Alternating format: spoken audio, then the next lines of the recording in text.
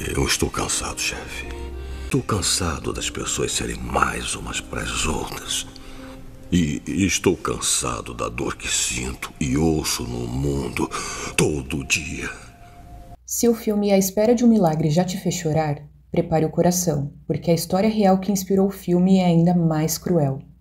John Coffey, o homem negro gigante condenado à morte por um crime que não cometeu, foi inspirado por uma criança de verdade.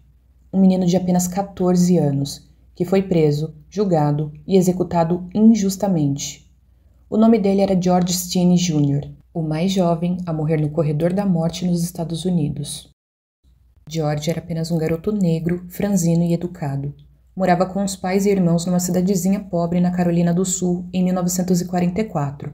Era um menino simples, que gostava de andar de bicicleta e cuidar dos animais no quintal de casa. Mas ele nasceu numa sociedade totalmente errada. Era um período marcado pela segregação racial.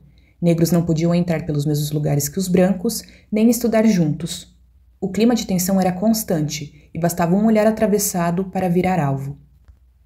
Em 23 de março de 1944, duas meninas brancas, Beth, de 11 anos, e Mary Emma, de 7, desapareceram. Elas tinham saído para colher flores e nunca voltaram. No dia seguinte, foram encontradas mortas, espancadas com violência perto dos trilhos do trem. Algumas testemunhas lembravam que, no dia anterior, as meninas haviam sido vistas falando com George. Elas só queriam saber onde poderiam encontrar flores silvestres, mas essa breve conversa foi o suficiente para a polícia decidir quem seria o culpado. George foi levado pelos policiais sem qualquer explicação à família, sem a presença dos pais, sem advogado, sem testemunhas. Passou horas sendo interrogado por adultos brancos, até que, segundo os policiais, ele confessou o crime. Mas essa suposta confissão nunca foi registrada, escrita ou assinada, e não havia qualquer evidência física contra ele, nenhuma prova, nenhuma testemunha, só a cor da pele e a pressa por um culpado. O que aconteceu depois foi um teatro jurídico.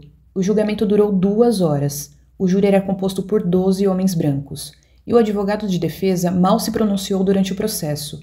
George não teve testemunhas a seu favor, nem apelação, nem defesa real.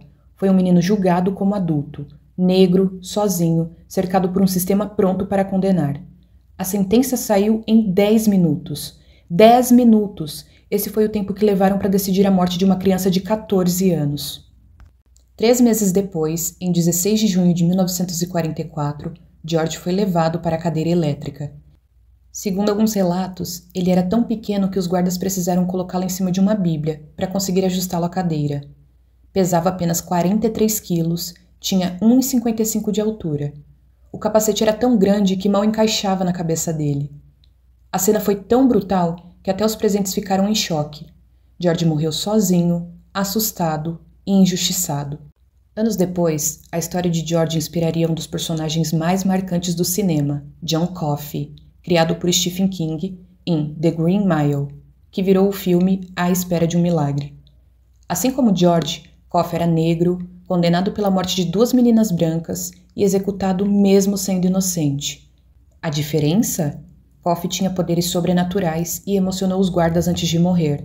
George, na vida real, era só uma criança, sem defesa, sem milagre. Somente em 2014, 70 anos depois da execução, o caso foi reaberto. Graças à luta de ativistas e advogados de direitos civis, a justiça reconheceu que George nunca teve um julgamento justo. A condenação foi anulada e classificada como um erro judicial com inúmeras falhas e inconsistências ao longo de todo o processo.